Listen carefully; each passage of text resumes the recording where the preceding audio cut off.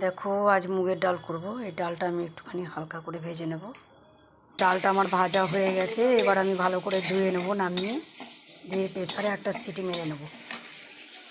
আজ করব মুগের ডাল লাউ দিয়ে, তোমরা দেখতে থাকো। দেখো প্রেসারে দিয়ে দিয়েছি, এবার একটা সিটি মারবো, মেরে নামিয়ে দেবো। দেখো লাউ কেটে নিয়েছি ভালো করে, জলও দিয়ে দিয়েছি পরিমাণ মতন। এটা এর মধ্যে সিদ্ধ হয়ে যাবে। হালকা করে একটু লবণ দেবো।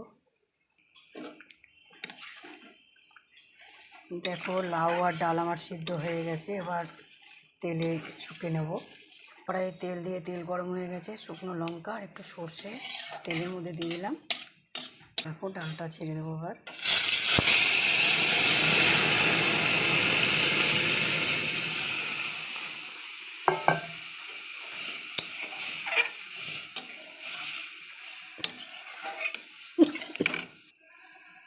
ফুটে গেলে নামিয়ে দেবো।